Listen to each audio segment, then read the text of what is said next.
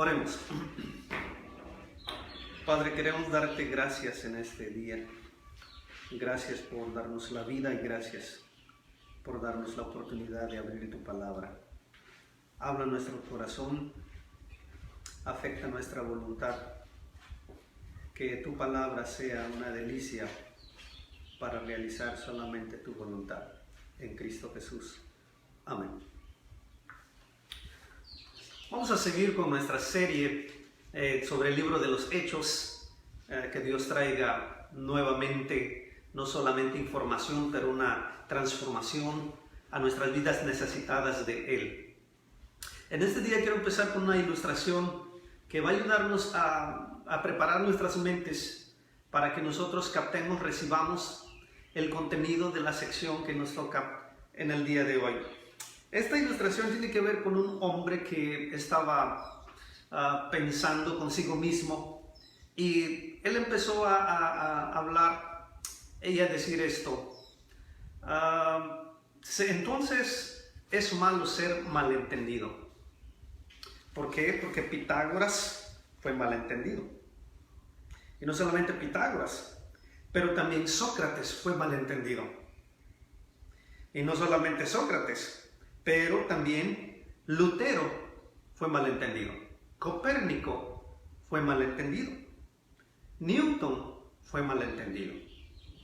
Jesús en la Biblia muchas veces fue malentendido.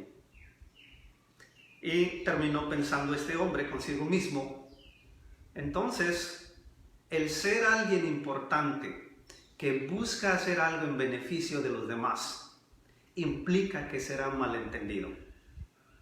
Y terminó de reflexionar sobre esto. Lo que a este hombre le hizo falta es incluir en su lista al apóstol Pablo. Y es que en esta sección, ya sobre la última parte del tercer viaje misionero de Pablo, veremos de qué manera él se encuentra solo ante el reto de la voluntad de Dios, ante el reto de buscar hacer la voluntad de Dios. Si recibieron el mensaje, ven que nuestro texto abarca el capítulo 21, verso 1 hasta el verso 36. Y esto es lo que vamos a estar cubriendo en esta mañana. Bienvenidos sean todos los hermanos que se empiezan a conectar. ¿Qué vamos a estar viendo? Vamos a estar viendo en esta mañana algo muy importante que aprenderemos desde nuestro texto, que el siervo de Dios está firme en su decisión de seguir siendo fiel en medio de malos entendidos, en medio de advertencias en contra de su integridad física, en medio de tiempos donde parece que está solo y no encuentra un tipo de apoyo para nadie. En ese momento es una buena oportunidad para el siervo de Dios el consagrarse, el esperar, el depender completamente de la voluntad de Dios. Esto es lo que vamos a estar aprendiendo en esta mañana. Esta sección de la última parte del viaje misionero y la llegada también a Jerusalén consta de tres partes. Número 1, vamos a ver que la decisión del siervo del Señor es firme a pesar de la falta de apoyo o de una convicción diferente por parte de sus amados. Número 2, la enseñanza es correcta a pesar de ser malentendido por una sección grande de la iglesia del Señor en Jerusalén. Y número 3, el ministerio del siervo es correcto a pesar del malentendido de sus propios paisanos en su propia ciudad. Que Dios nos ayude y tengamos un corazón accesible, dispuesto para recibir, para creer, para dejarnos transformar por la palabra del Señor. Vamos a empezar entonces. Miren por favor, la decisión del siervo es firme a pesar de la falta de apoyo de sus amados. Capítulo 21, verso 1 al verso 16. Tenemos dos secciones aquí. Y mire, cuando salieron de Mileto rodearon la península de lo que ahora es Turquía. Atravesaron hasta llegar a la isla maravillosa, considerada en un tiempo una de las 7 maravillas del mundo, la isla de Rodas. Y estuvieron ahí y pasaron a otra isla donde ellos cambiaron de barco para hacer más rápido el viaje. Y llegaron a un lugar que se llama Tiro. Y estuvieron ahí por 7 días. se quedaron en casa de algunos discípulos que podría ser los primeros discípulos que Jesús logró en su ministerio, allá en Marcos 7, 24 al 30, cuando él sanó a la mujer sirofenicia y a algunos otros que creyeron ahí. O podría ser que son frutos de cuando la misión se expandió desde a la ciudad de Jerusalén con los primeros creyentes, y que por la persecución ellos se regaron por esa parte y ahora están en Tiro. De cualquier manera, había ya discípulos del Señor ahí y llegaron ellos a Tiro, y si ustedes ven en sus Biblias, por favor, del verso 1 al verso 6, bueno, ahí descansaron. Dice en el verso 4, y hallados los discípulos, nos quedamos allí 7 días. Y ahora noten esto, por favor. Y ellos decían a Pablo por el Espíritu que no subiese a Jerusalén. El autor Lucas tiene cuidado que nosotros veamos y notemos este detalle en su escrito, en su narrativa. Estos amados hermanos, estos amados discípulos por Pablo, ellos detectan algo, ellos perciben algo y se lo dicen a su amigo y al apóstol del Señor. Le rogaron, le pidieron que no subiera a Jerusalén. ¿Por qué? Jerusalén significa un lugar de tormento, de sufrimiento, de persecución. Recuerden la última vez que Pablo dijo, miren, yo no sé qué me espera el día de mañana, pero yo sé, el Espíritu me da testimonio ciudad tras ciudad, que solamente me espera tribulación, persecución, pero él está listo para ir, para encararse a su futuro. Y vean, y entonces ahí en la ciudad de Tiro, este grupo de discípulos le está previniendo, le está advirtiendo, le está diciendo, por favor, no subas a Jerusalén. Después tenemos otra sección, del verso 7 al verso 14, y bueno, ahora de Tiro siguieron navegando por ciudades hasta llegar a una ciudad clave que Lucas nuevamente quiere que nosotros veamos, y es la ciudad de Cesarea, verso 8. Y entrando en casa de Felipe, el evangelista, que era uno de los 7, Hechos capítulo 6, dice, bueno, pues nos hospedó ahí. Y él tenía una familia que se dedicaba también a la proclamación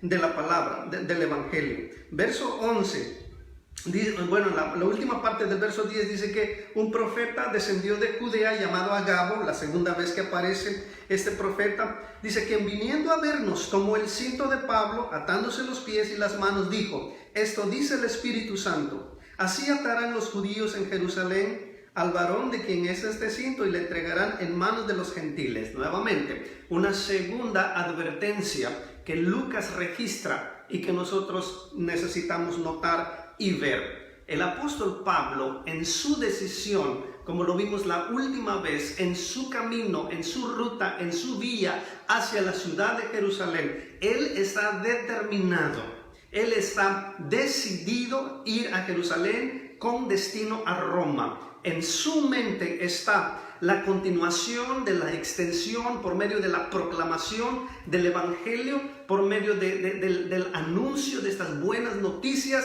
sobre el pecado, que hay perdón de pecados en Jesús y tan solamente crees en su obra perfecta.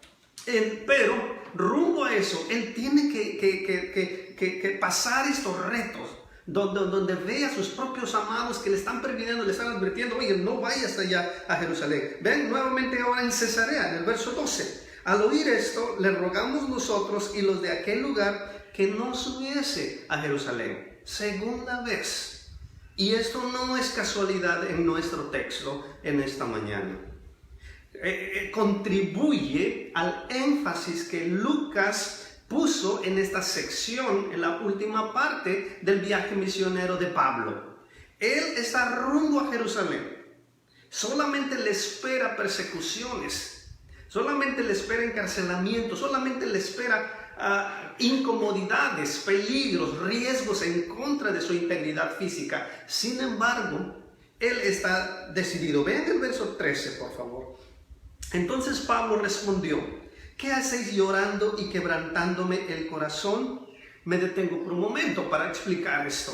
Por supuesto que Pablo se deja llevar en sus emociones por lo que él está viendo en el semblante de sus hermanos, de sus amigos. No es que él está completamente frustrado y triste porque sus amigos, sus hermanos, no tienen la misma convicción. No, sino él ve sufrir a sus hermanos. Y esto le provoca a él un quebrantamiento de corazón en sus emociones. Y miren lo que dice el verso 13. Entonces Pablo respondió: ¿qué hacéis llorando y quebrantándome el corazón? Porque yo estoy dispuesto no solo a ser atado, mas aún morir en Jerusalén por el nombre del Señor Jesús. Y como no le pudimos persuadir, nos dice Lucas, desistimos, diciendo: hágase la voluntad del Señor. Hermanos, aquí hay aplicaciones para nosotros. ¿Cuáles son? Bueno, al vivir el reino de Dios en esta tierra presente, hermanos, habrá veces que nos encontraremos solos, aún con la convicción diferente de nuestros amados hermanos. Pero es una oportunidad para seguir y para depender solo de la voluntad de Dios. Ahora, mucha atención, por favor. La clave es la dirección del Espíritu Santo. El mismo que hizo decir a los demás apóstoles que era un gozo que ellos fueran contados como dignos por sufrir por la causa de Cristo. El tema recurrente de este libro, no olviden, es la obra del Espíritu al estar extendiendo el reino de Jesús, al estar usando a estos apóstoles en el poder del Espíritu. Pero también un tema recurrente en este libro son los sufrimientos que causará el obedecer la extensión, en realizar la extensión del reino de Jesús. Ahora, mencioné algo importante y es el trabajo del Espíritu Santo. Mucha atención con esto, amados hermanos. El apóstol Pablo, hace 8 días, habíamos aprendido de su discurso en Mileto que él dijo: pero el Espíritu me ha dicho, pero el Espíritu me está diciendo, pero el Espíritu me está dirigiendo que esta es la ruta que debo seguir. Ahora, necesito que noten algo de nuestro texto en esta mañana. Por favor, en el verso 4, allá en el capítulo 21, leemos que los amigos y los discípulos allá en Tiro decían a Pablo: por el Espíritu. Y ahora vean el verso 12, por favor. Bueno, el verso 11 dice Agabo, el profeta: esto dice el Espíritu Santo. Si pones atención a nuestro texto, pareciera que hay un enfrentamiento entonces entre el Espíritu Santo y el Espíritu Santo, lo cual sería absurdo. El énfasis del autor Lucas es la convicción absoluta, firme y determinante de su siervo, el apóstol Pablo. Habrá momentos, y así hubo estos momentos en la vida de Pablo, que se encontró solo, que la convicción de sus hermanos eran diferentes a la de él. Pareciera que esa preocupación, que esa carga de sus amigos, de sus hermanos, estaba dirigido también por el Espíritu. Nosotros debemos entender esto, que muchas veces nuestros hermanos, que difieran algunas veces en cuanto a su convicción, en cuanto a nuestra vida, no porque difieran en su convicción significa que están mal o que están en un pecado. Muchas veces en el amor del Espíritu hacia nosotros, ellos nos advertirán para nuestro bien, porque nos aman, porque nos valoran, porque vemos que ellos nos quieren. Pero el énfasis en nuestro texto de esta mañana es el hecho de una convicción determinante, una determinación que no será movida aún por las advertencias, por los riesgos en contra de nuestra integridad física. Eso es muy importante y no debemos confundirlo con el hecho de que vamos a hacer lo que nos dé la gana, no importa que los hermanos así nos adviertan. Esa no es la lección, porque Pablo nos dijo que el Espíritu Santo lo estaba dirigiendo. Él más después, en el contexto del sufrimiento por causa del Evangelio, cuando él escribiría Romanos capítulo 8, Y por ejemplo, el verso 26, él dice, por eso llegamos a esta conclusión, dice él, que vamos a pedir como conviene, no lo sabemos, pero el Espíritu mismo intercede por nosotros con gemido indecible. En otras palabras, en nuestra propia naturaleza humana muchas veces llegaremos a momentos donde no sabremos qué hacer, o cuál es la voluntad de Dios, o qué deberíamos pedir como conviene, como le agrada al Padre. Pero gracias a Dios, dice Pablo en Romanos 8, que tenemos el control, la dirección del Espíritu Santo, que puede interceder, que puede hacer ese trabajo de seguir, de buscar y de hacer la voluntad de Dios, por lo que el mismo Espíritu nos está dirigiendo. Piensen en esto, por favor. Déjenme decirles que el Espíritu Santo trabaja, obra en completa, perfecta, nosotros decimos coordinación, relación con la palabra de Dios. Nunca se olviden esto. El Espíritu de Dios trabaja en completa y perfecta comunión, relación, coordinación junto con la palabra de Dios. Les voy a dar algunos ejemplos. Génesis capítulo 1, verso 1 dice que en el principio creó Dios los cielos y la tierra, hablando del poder de un Dios creador. Y luego el siguiente versículo dice que la tierra estaba en desorden, desordenada y vacía. Y después dice que el Espíritu de Dios se movía sobre las aguas. Y a continuación en el verso 3 dice, y dijo Dios, sea la luz. Y fue la luz. En otras palabras, el Espíritu Santo va en completa comunión, relación, coordinación con la palabra de Dios. Esta no debe ser una experiencia mística en nosotros ahora en el siglo XXI, en nuestro contexto, en nuestro tiempo, sino que debemos ser sensibles a la dirección, al control del Espíritu. ¿Y de qué manera lo vamos a saber? De la manera en que nosotros vayamos recibiendo, en la manera en que nosotros vayamos valorando, en la manera en como nosotros vayamos entendiendo, viviendo, aplicando la palabra de Dios en nuestras vidas. Salmo 33, verso 6, dice que por la palabra de Dios fueron hechos los cielos. ¿Y saben qué? Luego dice, y que el ejército de ellos fueron creados por la rúa, por el espíritu, por el aliento de Jehová. Nuevamente, ese poder creador, ese poder formador, junto con el espíritu que va de la mano. Entonces, hermanos, aquí hay un recurso divino, espiritual, que podemos recibir y que podemos aplicar en nuestras vidas cuando nosotros nos encontremos con esa incógnita, con esa interrogación de cuál será la voluntad de Dios, qué dirección quiere Dios que yo tome. Y cuando mis hermanos, cuando mis amados me dicen, cuidado, no hagas esto, no hagas aquello, y cómo sé que debo hacerles casos, cómo no sé qué es lo que no debo hacer o qué es lo que debo hacer. Gracias a Dios que el Espíritu Santo intercede por nosotros con gemidos indecibles. Punto número 2. Entonces, no solamente la decisión del siervo del Señor debe estar firme a pesar de la diferencia de convicciones que haya en sus amigos. Número 2, su enseñanza debe ser correcta a pesar de ser mal entendido o a pesar de ser mal visto por sus propios hermanos en la iglesia. Verso 17, hasta el verso 26. Vamos a aprender algunas cosas. Ya terminó el viaje misionero de Pablo, ya aprendimos estas dos cosas, qué pasó en Tiro, qué pasó en Cesarea y de qué manera el apóstol Pablo sigue determinado ir a Jerusalén. ¿Y saben qué? Llega a Jerusalén. ¿Y qué pasa una vez que llega a Jerusalén? Aprenderemos dos cosas. Aprenderemos que su enseñanza es malentendida. Y número 2, aprenderemos que su ministerio también es mal entendido nuevamente. Ahora, vamos a ver, por favor. Dice allá en el verso 17, cuando llegamos a Jerusalén, los hermanos nos recibieron con gozo. Cuando empezó todo era bueno. Dice, y al día siguiente Pablo entró con nosotros a ver a Jacobo y se hallaban reunidos todos los ancianos, a los cuales después de haberles saludado les contó una por una las cosas que Dios había hecho entre los gentiles por su ministerio.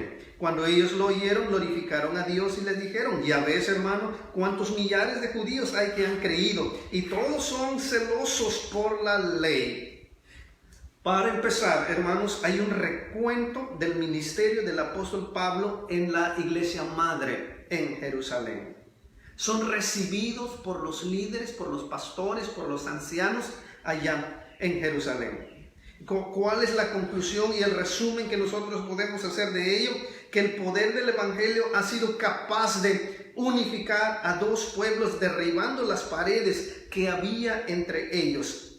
La palabra de Dios es poderosa también ahora para unificar a la gente mije con aquellas personas que no son gente mije. Y gracias a Dios que en nuestra iglesia hay una combinación de hermanos mijes y de hermanos no mijes que son unidos, que están unidos, son unificados, tienen el privilegio y el honor de caminar, de perseverar juntos. ¿Todo por qué?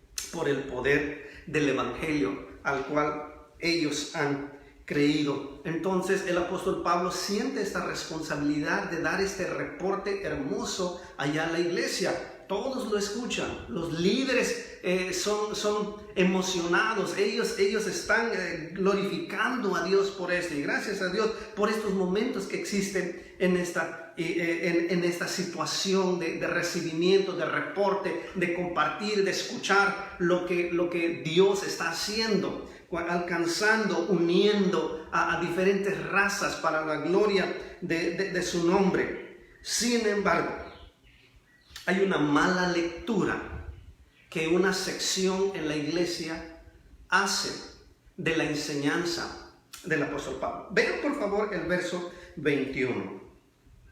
Pero se les ha informado en cuanto a ti, Pablo, que enseñas a todos los judíos que están entre los gentiles a apostatar de Moisés, diciéndoles que no circunciden a sus hijos ni observen las costumbres. ¿Qué hay pues? La multitud se reunirá, de cierto, porque oirán que has venido. Hermanos, nunca falta el lado oscuro de toda situación. Nunca falta eso, hermanos. Y ¿saben qué? Aunque los rumores no tienen pie sobre la cual apoyarse, los rumores vuelan a una rapidez asombrosa. Y los rumores normalmente no están basados en hechos, están basados en medias verdades y en prejuicios de parte de las personas. Ojalá la noticia del evangelio volara con tanta rapidez como lo hacen los rumores. Desgraciadamente en este mundo son más fugaces, veloces los rumores que las buenas noticias. Y esto es lo que está pasando en la mente y en los labios de estos ancianos de esta iglesia. Ven el verso 21, dice: pero se les ha informado en cuanto a ti que enseñas. O sea, ellos se están guiando de los rumores que está habiendo en una sección grande e importante dentro de la iglesia. ¿Qué van a hacer?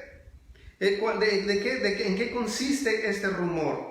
Bueno, ustedes lo leyeron ahí en el verso 21. Dice que Pablo ha estado enseñando a la gente no judía a apostatar de Moisés, diciéndoles que no circunciden a sus hijos, ni cumplan ni hagan las costumbres de la ley de Moisés.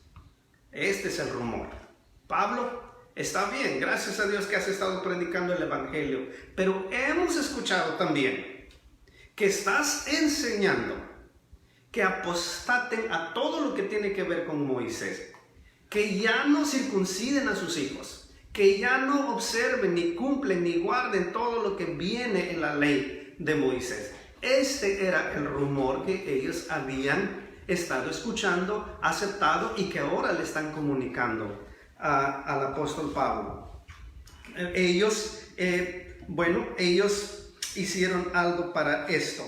¿Qué fue? Vean por favor verso 22. ¿Qué hay pues? La multitud se reunirá de cierto porque dirán que has venido.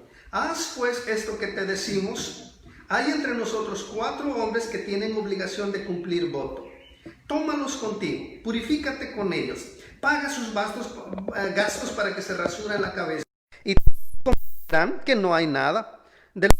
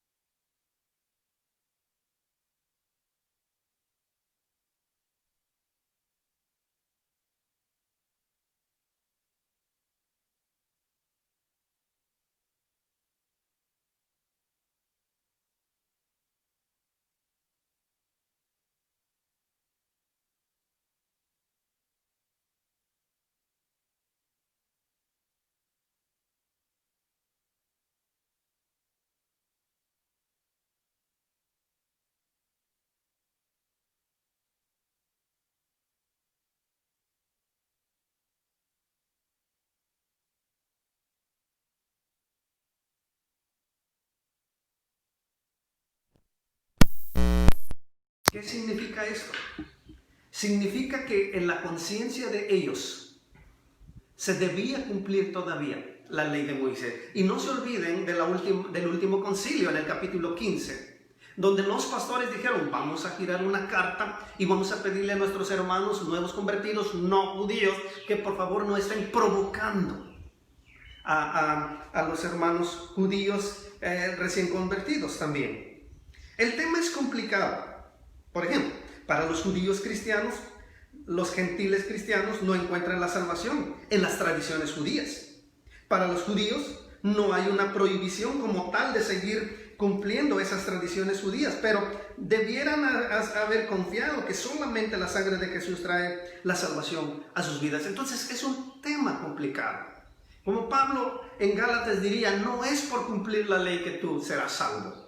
Siempre será por gracia, siempre será por la fe en Cristo Jesús. No es porque vas a observar la ley, no es porque vas a cumplir la ley, no es porque vas a guardar la ley, no, sino es solamente por el creer en el Señor Jesucristo. Entonces tenemos 2 situaciones aquí. Hay gentiles cristianos que dicen, no, la salvación es por fe en la obra de Jesús, no es por observar la ley, por lo tanto no es importante circuncidarse, por lo tanto no hay que cumplir a la ley.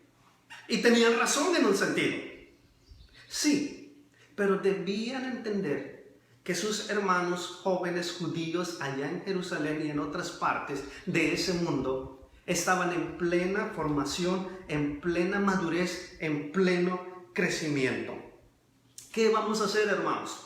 ¿Qué vamos a hacer? ¿Cómo vamos a entender esto? Vean el verso 26, el ejemplo de Pablo. Gracias a Dios, Lucas nos pone el ejemplo de Pablo. Los ancianos, por mantener la unidad de la iglesia, le piden y le sugieren a Pablo a hacer pagar y completar el voto del Nazareato, basado en Números 6, 1 al 13, a estos 4 creyentes, a lo cual Pablo, en humildad y en sumisión a los ancianos, sin tener que hacerlo, quiso hacerlo. Hay algo muy importante que debemos entender. Por la unidad de la iglesia, a veces es necesario ceder sin tener que hacerlo, sin estar obligado a hacerlo, pero ceder hasta cierto límite de tal manera que podamos evitar divisiones tanto en la mente y físicamente en nuestros hermanos. Qué gran ejemplo de Pablo. Él está dispuesto, a pesar de que su enseñanza está siendo mal entendida, él está dispuesto, él está dando el ejemplo de llevar a estos 4 hombres, sí, habían hecho voto de Nazareato, por lo visto les quedaba una semana para que fueran al templo, para que llevaran las respectivas ofrendas y sacrificios de animales que tenían que hacer para cumplir el voto del nazareato. Les faltaba una semana y les piden, ¿saben qué? Háganlo ya, para que la iglesia, para que los hermanos que mal entienden todavía tu enseñanza puedan ver que tú estás cooperando. Entonces Pablo dice, claro que sí, lo voy a hacer. No tengo que hacerlo. El cumplir la ley no salva a nadie. Ni te hace más santo, ni te hace más pecador. Pero yo quiero hacerlo. ¿Por qué? Porque en juego está la unidad de los hermanos inmaduros y de los hermanos ya maduros. Y si me considero un maduro y necesito que mi hermano crezca en madurez, voy a ceder hasta cierto límite, de tal manera que mi hermano pueda crecer. Esto es lo que hizo el apóstol Pablo. Ahora escuchen bien. Pablo nos enseña que la verdadera libertad en Cristo es aquella que es libre del yo. Es aquella que está para actuar en favor de otros con la mira y con la meta de seguir proclamando el evangelio de salvación sin poner en riesgo la unidad de la iglesia, que necesita seguir aprendiendo acerca de esta libertad del yo.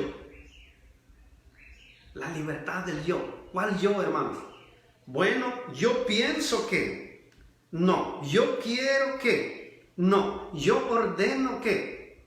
Se debe hacer las cosas así, o que así es, o que es así de esta manera. La verdadera libertad, repito, es aquella que el apóstol Pablo mostró en favor de la unidad de la iglesia. En esta semana habrá oportunidades donde tú puedes mostrar en tu vida, estudiar tu vida, de qué manera, a pesar de que eres mal entendido por una sección de tus hermanos, de qué manera, con tal de que estén unidos, de qué manera Dios o el Espíritu te está dirigiendo a que cedas y que sigas el ejemplo de Pablo, y no solamente de Pablo, de Jesús. ¿Se acuerdan? Dice Juan el Bautista, oye, ¿y yo por qué tengo que bautizarte? Es al revés, tú deberías bautizarme. Mira, Juan, tú solo hazlo porque hay que cumplir toda justicia. Vamos a ceder a aquello que será de beneficio para nuestros demás hermanos. Punto número 3. Entonces, no solamente la enseñanza de Pablo fue malentendida por una sección dentro de la iglesia allá en Jerusalén, pero también el ministerio de Pablo fue malentendido. Sin embargo, Pablo mostró que tener el ministerio correcto, precisamente a pesar del malentendido de los judíos de la ciudad de Jerusalén. Vean por favor allá en el verso 27 hasta el verso 36, dice el texto, pero cuando estaban para cumplirse los 7 días, acuérdense, a Pablo y sus 4 compañeros les quedaba una semana para completar el voto del nazareato. Dice, unos judíos de Asia al verle en el templo alborotaron a toda la multitud y le echaron mano. Si nuestro segundo punto acerca de su enseñanza, que fue malentendida, fue en el ámbito y en el círculo de la iglesia, principalmente entre los nuevos creyentes, ahora esta situación salió, vamos a decir, de control, y ahora está regada en toda la ciudad de Jerusalén, tanto que estos señores, estos judíos de Asia, alborotan a toda la multitud, y que si nosotros ponemos atención parece que estuviéramos escuchando el mismo suceso que vimos allá en Éfeso. Y miren, dando voces, varones israelitas, ayuden. Este es el hombre que por todas partes enseña a todos contra el pueblo. Él dice la ley y este lugar. Y además de eso, ha metido a griegos en el templo y ha profanado este santo lugar. Porque antes habían visto con él en la ciudad a Trófimo de Éfeso, a quien pensaban que Pablo había metido en el templo. La acusación, ¿cuál es la acusación? La profanación de aquel lugar al cual todos los judíos consideraban muy santo, el templo de Jerusalén.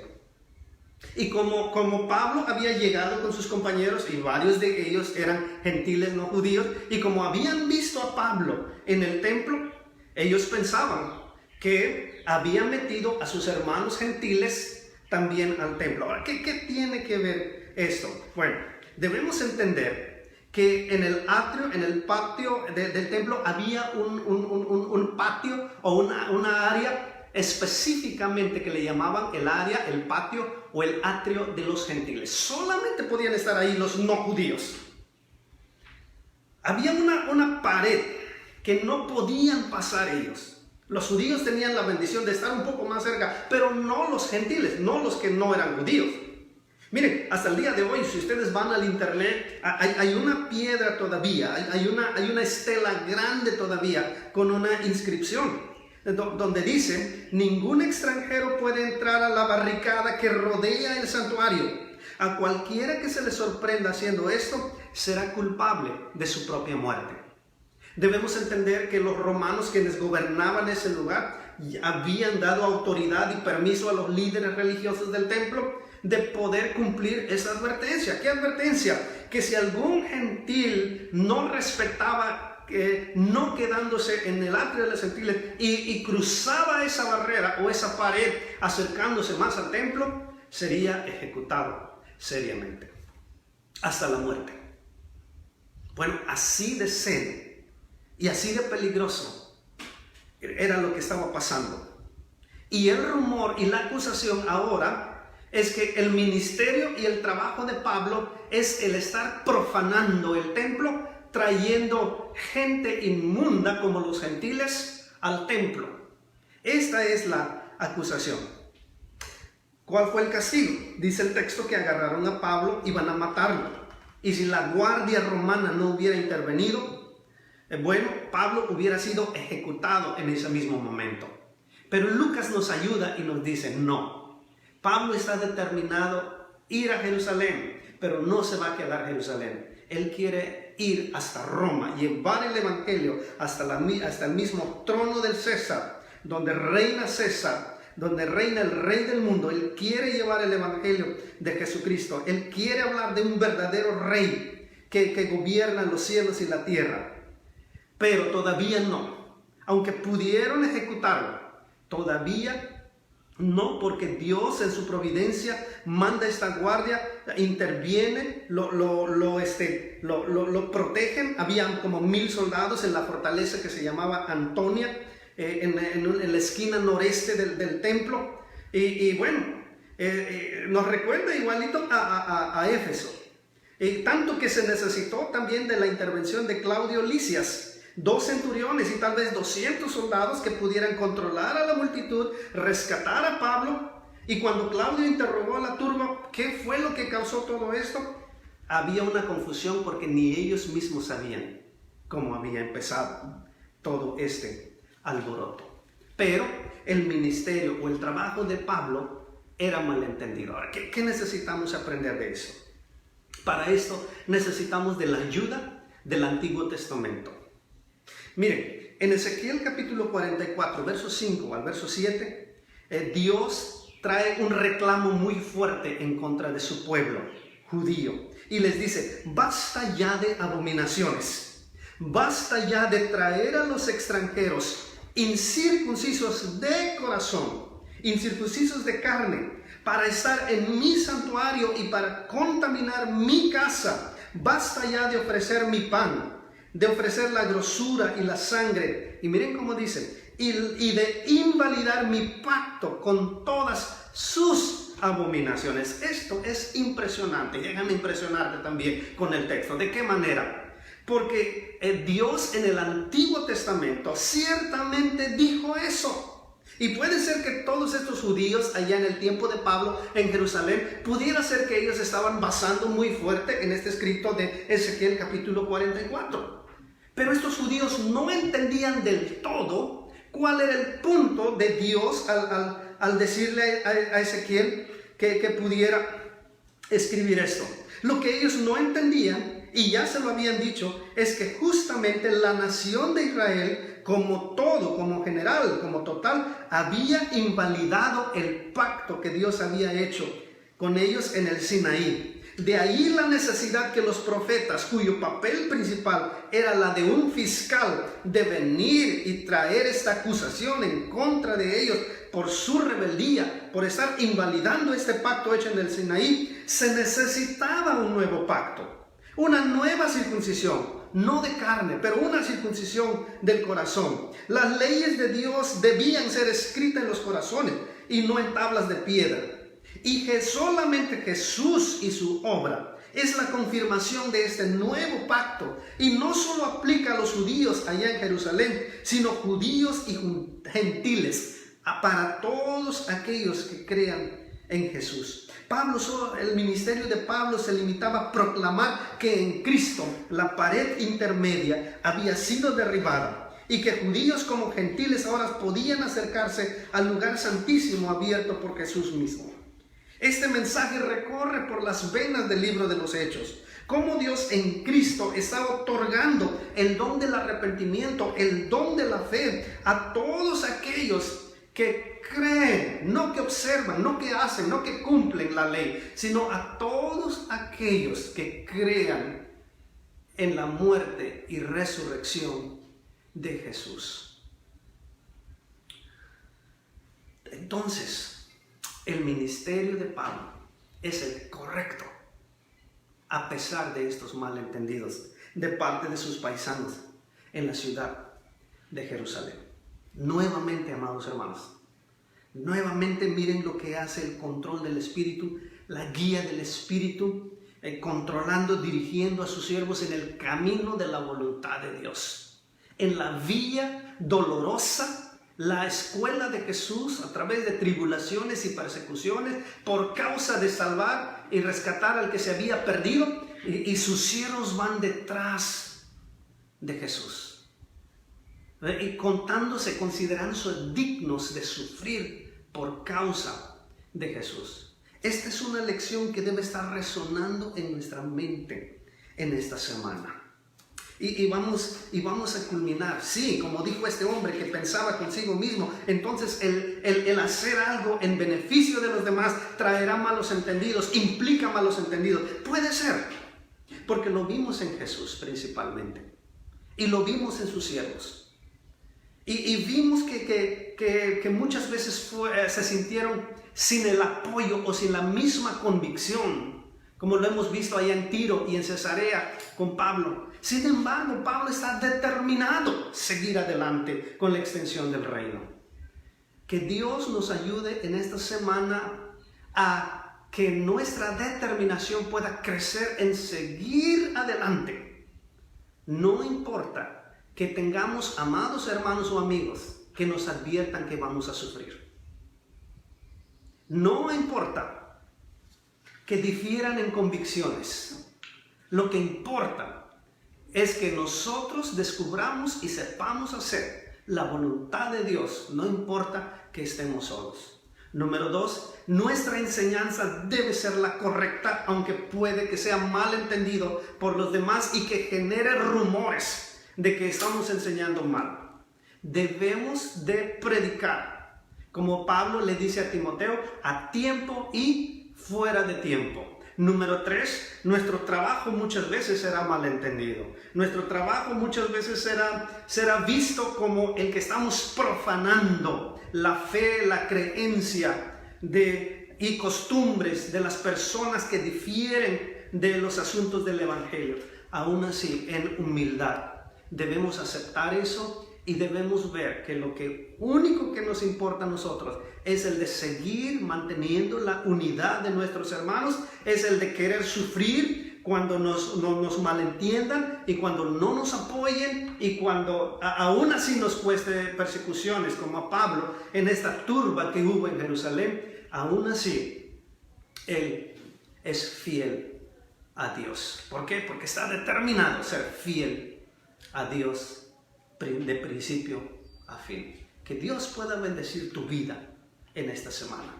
Que Dios pueda verdaderamente traer la palabra de hechos de esta sección del capítulo 21 a tu propia vida, y de qué manera tengas un corazón y una mente determinante, firme, solamente que depende de la voluntad del Señor por el control, dirección del poder del Espíritu Santo. Dios les bendiga.